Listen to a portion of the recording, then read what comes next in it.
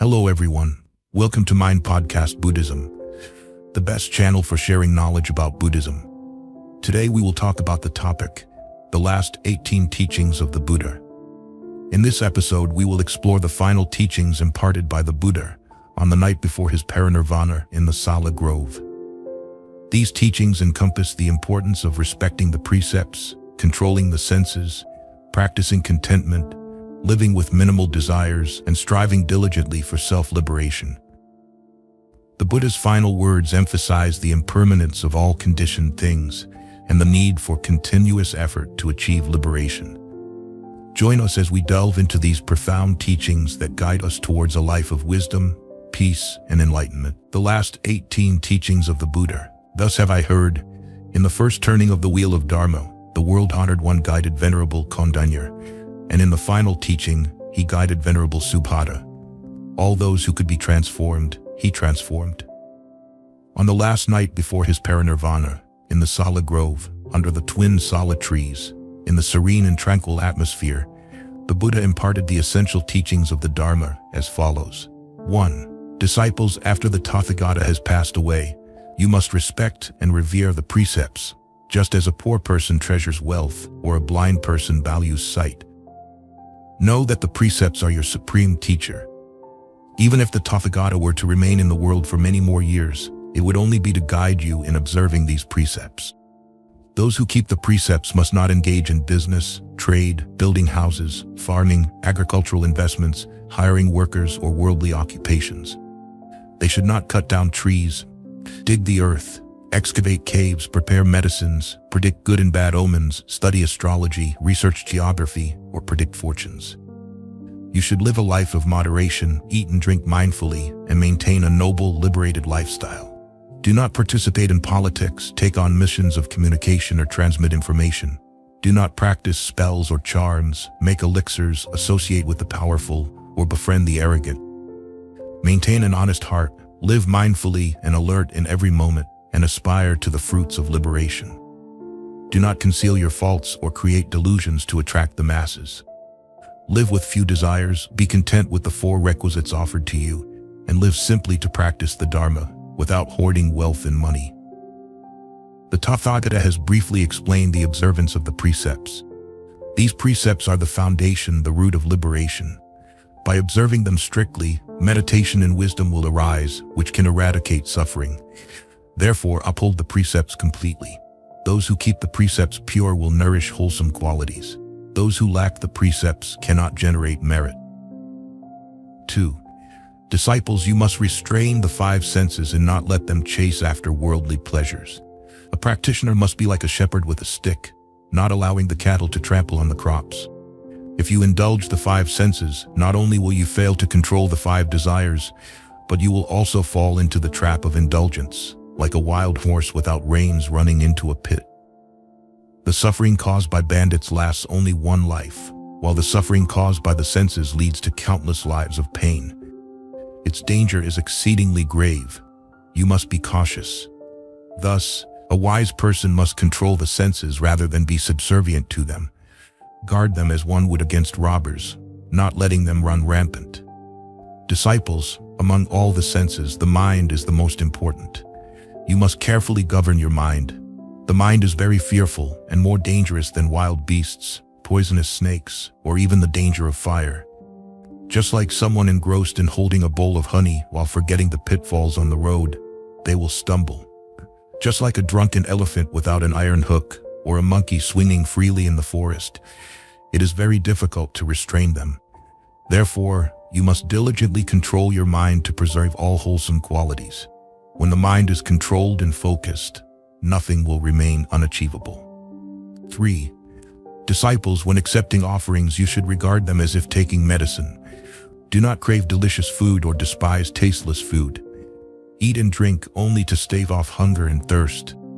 Just like a bee gathering nectar from a flower, taking only the essence without harming the fragrance and color.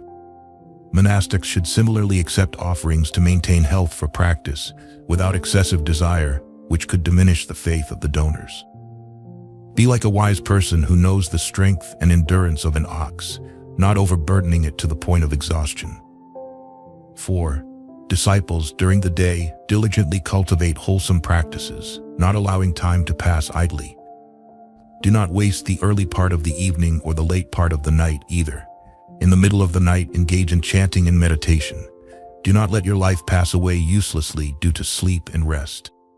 Always remember that the fire of impermanence is consuming the world, and strive diligently to save yourself, overcoming laziness and the desire for sleep. The enemies of afflictions are always lurking to destroy you, more dangerous than any enemy. How can you sleep without being vigilant? Afflictions sleeping in the heart are like venomous snakes lying in the house.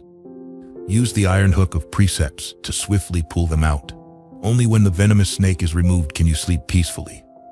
If you remain engrossed in sleep while the venomous snake is still inside, you are truly a person without shame.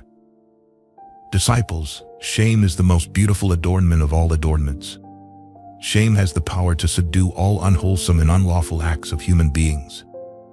Therefore, live with a sense of shame and never forget this virtue. Losing the sense of shame means losing all merits.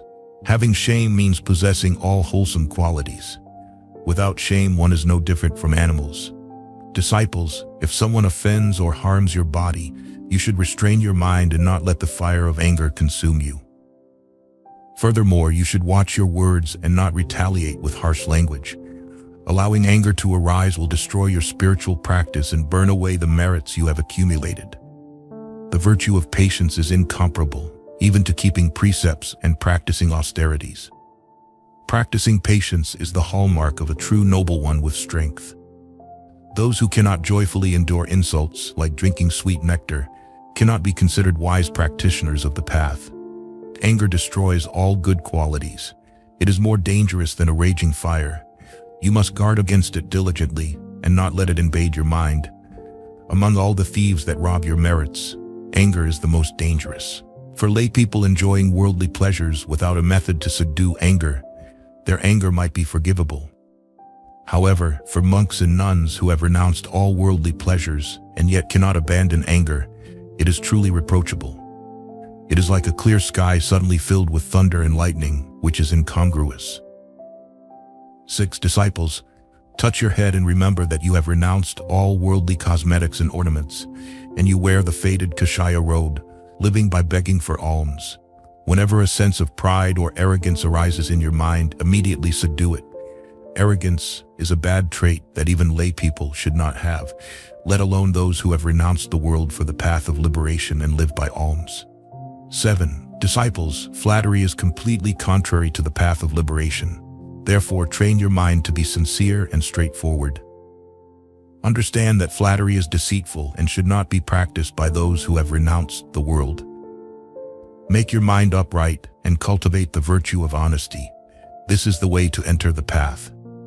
Disciples, you should understand that those who desire much will have many needs, leading to increased suffering. Those who desire little do not crave or cling, and therefore avoid such troubles.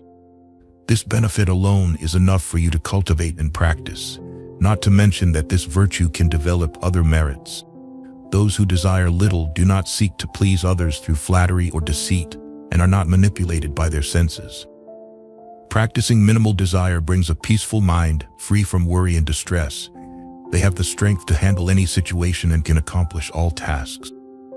In short, living with minimal desire leads directly to nirvana. 9. Disciples, if you wish to be free from all suffering, you should regularly practice the contemplation of contentment. The practice of contentment is the foundation of peace, happiness, and fulfillment. One who is content, even if lying on the ground, still finds peace. One who is not content, even if living in paradise, is never satisfied. The one who is not content is rich yet very poor. The one who is content is poor yet very wealthy. Those who lack contentment are slaves to the 5 base desires and are pitiable targets to those practitioners who understand contentment. 10.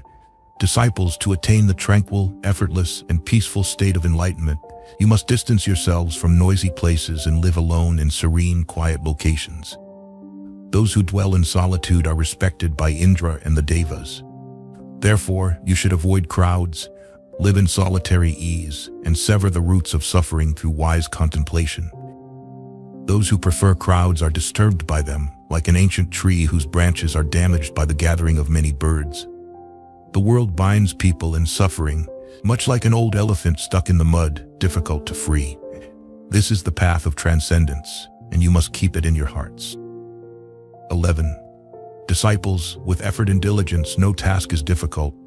Therefore, you must be as industrious as the droplets of water that can pierce through stone.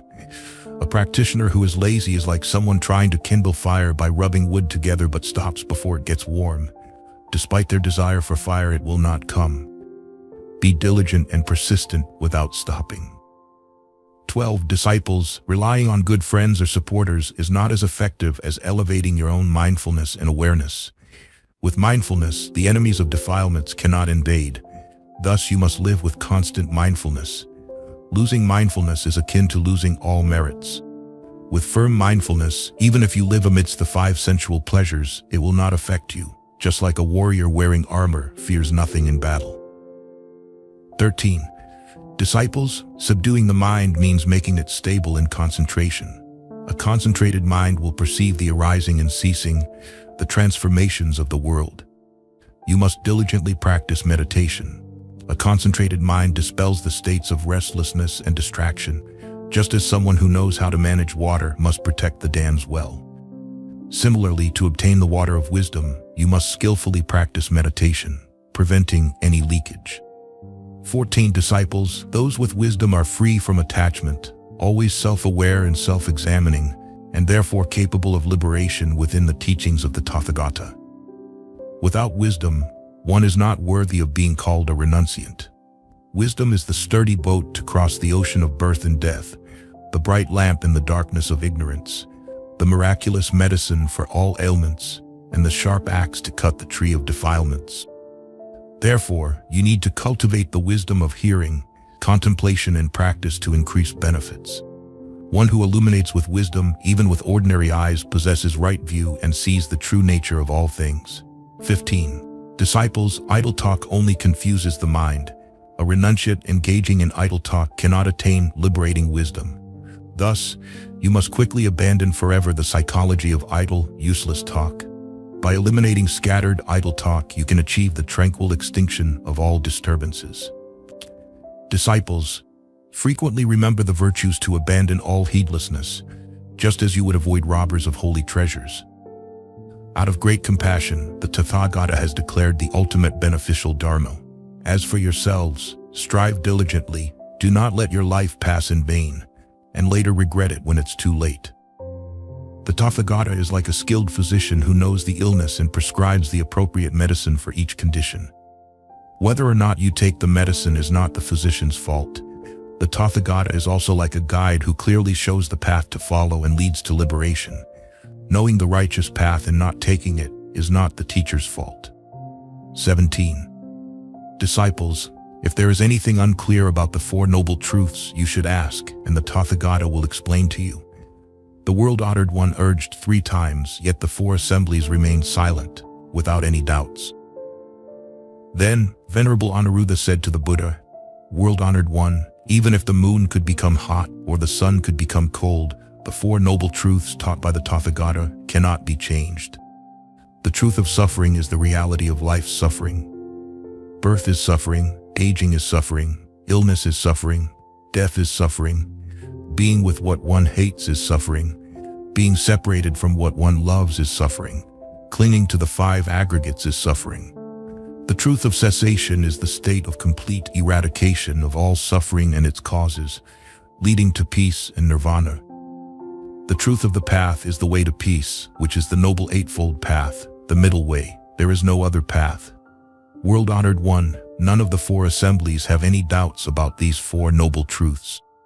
18. At that time, among the disciples, those who had to face the fact that the Buddha was about to enter parinirvana felt sorrowful and pained. The new disciples who heard the final teachings were enlightened, like seeing the path in the darkness with the aid of light. Even the enlightened disciples who had eradicated all defilements and transcended birth and death could not help but feel sad, thinking, "Why does the world-honored one enter parinirvana so soon?" Then the Buddha, out of compassion for the 4 assemblies, further taught, Disciples, do not grieve or feel sorrowful. Even if the Tathagata were to live for another eon, there would still come a time for parinirvana. Meetings without parting and unions without separation are not possible. The Tathagata has declared all beneficial experiences and methods for self and others. There is no benefit if the Tathagata lives long in the world, but you do not practice the Dharma. Those sentient beings worthy of being saved, the Tathagata has already saved. Those yet to be saved, the Tathagata has created conditions for them to be saved. From now on, the disciples of the Tathagata should follow the tradition of the Dharma and practice it. This is how the Dharma body of the Tathagata will remain forever in the world, imperishable. Whether the Tathagata enters parinirvana or not is not important. Disciples, you should recognize that all things and phenomena in this world are transient and impermanent. Whatever has been formed will eventually disintegrate. There is nothing to be attached to or sorrowful about. Life is like this, and you must strive diligently for your own liberation. Use the light of wisdom to dispel the darkness of ignorance. Life is an ever-changing process. The Tathagata's parinirvana is like casting off a severe illness.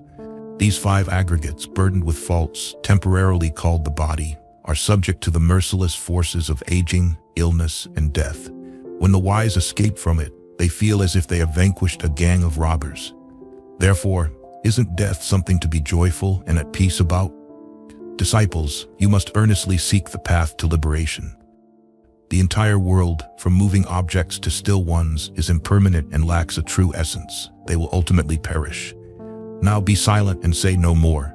It is time for the Tathagata to enter parinirvana. These are the final teachings of the Tathagata. The Buddha and his final teachings, he said, I am now old, having become venerable, reaching the end of my life. I am now 80 years old. Ananda, just as an old cart keeps going by being held together with straps, so too the body of the Tathagata is sustained by being held together with bands. Despite this, he maintained mindfulness and clear awareness, enduring the pain without complaint. He continued to teach without rest. Concerned about the challenges the Sangha would face after his passing, he thought, it would not be proper for me to pass away without addressing my close disciples, without bidding farewell to the bhikkhus. This shows that even before departing, the world-honored one wanted to impart his final instructions to the monastic disciples who would later bear the responsibility of propagating the Dharma and benefiting beings. If he left without leaving final instructions, the Sangha would surely be unsettled, unsure of where to rely, leading to disharmony. These actions demonstrate the concern and responsibility of the Master, Dharma and Vinaya as teachers. For over 40 years, the Buddha never saw himself as the ruler of the Sangha. He provided all necessary guidance for the path to liberation without hiding anything. He wanted his disciples to rely on the Dharma for their practice, without needing a leader. Therefore, the Buddha said, Ananda, what more does the Sangha expect from me? Ananda, I have taught the Dharma without any distinction between inner and outer teachings. To me, Ananda, there is no such thing as a teacher who holds back some teachings, keeps some secret teachings unrevealed. The Buddha's final reminders were not meant to elevate his role as a teacher, nor were they motivated by a desire to develop his religion or doctrine, but were out of great compassion and love for his disciples, wishing for their swift attainment of liberation. The Buddha once taught, the Tathagatas teach the right path, but you must do your own work. This shows that the Buddha discovered the path to liberation in nirvana, but whether or not we reach that liberation in nirvana depends on us walking that path ourselves. This is why the Buddha did not want anyone, including the bhikkhu disciples, to think of him as the controller of the Sangha. Ananda, if any of you should think, the words of the teacher are no more. We have no teacher, leader. Ananda, do not think in such a way. Ananda, the Dharma and the Vinaya I have taught and explained after my passing will be your teacher. He treated the Sangha with harmony and tolerance, not thinking of himself as the leader. He did not want the Sangha to rely on him, but to take the Dharma and Vinaya as the guiding principles for the Sangha community. They must diligently study the teachings, cultivate moral conduct, and practice meditation to develop wisdom, without seeking liberation elsewhere. His teachings were heartfelt and humanistic, emphasizing that individuals are their own masters, capable of creating a life of happiness or suffering for themselves. The Buddha is not a deity or a god with the power to grant blessings or bring calamities or bestow enlightenment. Therefore, do not rely on him. He is not the ruler of the Sangha. So what should the Sangha rely on for practice and development? Relying on the true Dharma. In the vast ocean, islands provide a peaceful refuge for ships, to prevent future generations from seeking a leader or an external truth to rely on. In his final moments, the Buddha taught, Ananda, those who after my passing make themselves their own light, rely on themselves and not on anything else, using the true Dharma as their light, using the true Dharma as their refuge, not relying on any other thing. These, Ananda, are the foremost among my bhikkhus if they are earnest in learning. The true Dharma is the eternal truth that the Buddha preached to humanity. The Dharma is not something abstract, blind, or obscure beyond human understanding. It is a reality that anyone can attain. It is not confined by space and time. The Dharma that the Buddha taught aims to lead people from darkness to light, from ignorance to wisdom. He never spoke merely to satisfy intellectual curiosity. The Buddha's perspective was filled with a spirit of freedom, inquiry, and tolerance. He was so tolerant that he never used authority to command his followers. He only encouraged his disciples on what should be done and what should not be done, without issuing obligatory commands. In this particularly important teaching, the Buddha clearly pointed out and urged not to trust or seek any other path, avoiding the wrong way by seeking and groping for guidance. Rely on his teachings, which have been crystallized to guide towards a bright future. He himself attained enlightenment by relying on himself. If anyone lives mindfully in their practice with awareness in all actions, even without seeking liberation, they will still be liberated. He granted humans the right to freedom, without any binding conditions, because if people want to escape suffering, they must do it themselves. The Buddha is like a physician, and the Dharma is the medicine. If a patient does not take the medicine prescribed by the physician, the illness will not be cured. The fault is not with the physician, but with the patient. Similarly, liberation depends on the direct realization of the truth, not on pleading for favors from deities or external powers. Supreme Offering.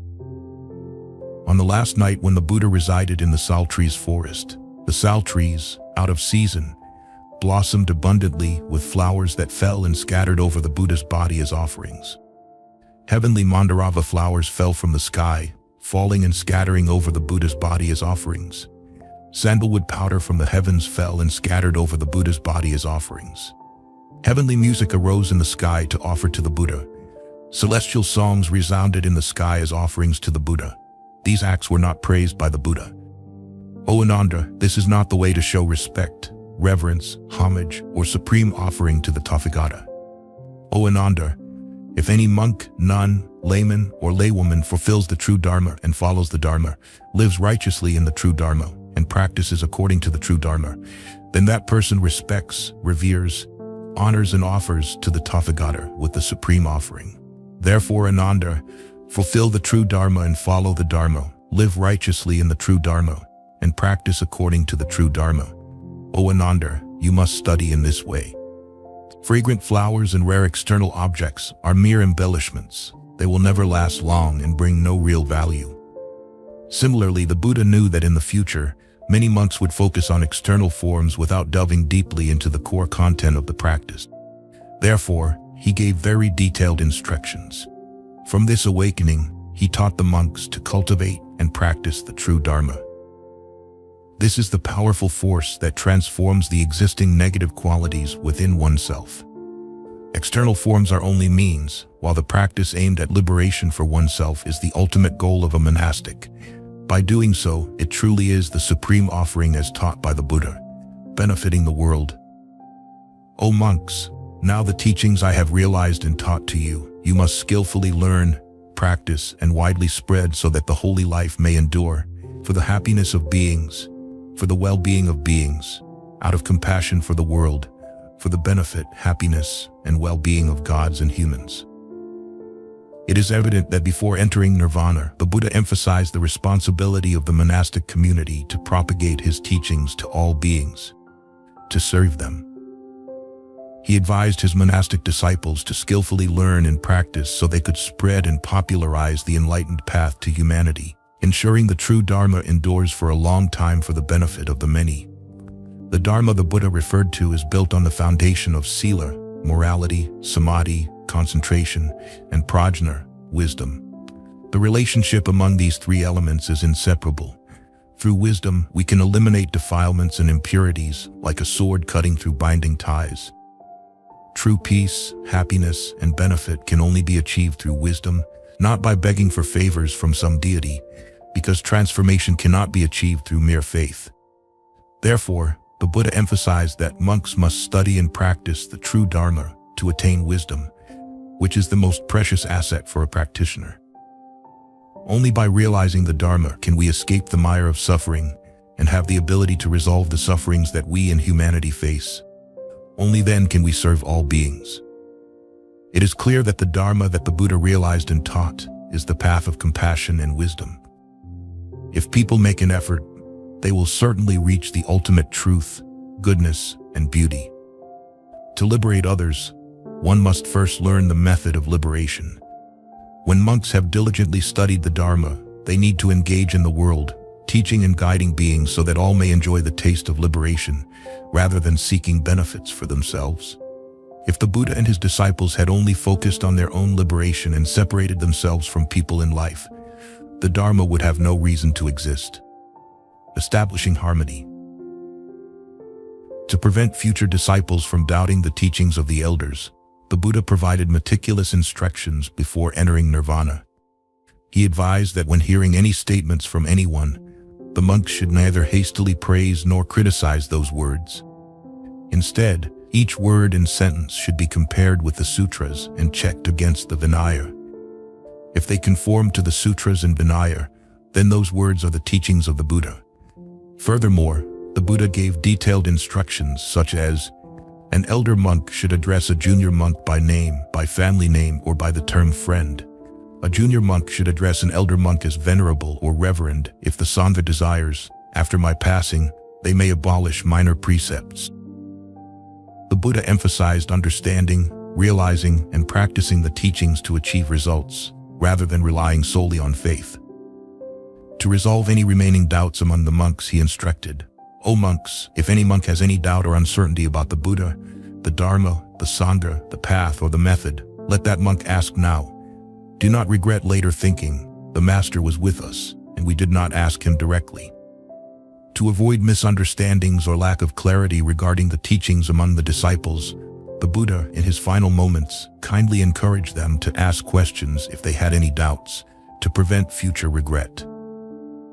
Through his gentle and caring words, like those of a father before leaving his children, it is clear how close and genuine he was, more than anyone else could ever be perceived. The Buddha's concern for the monks, fearing they might not fully understand, and his attention to even the smallest details, highlight the greatness of a teacher and a loving father of all beings.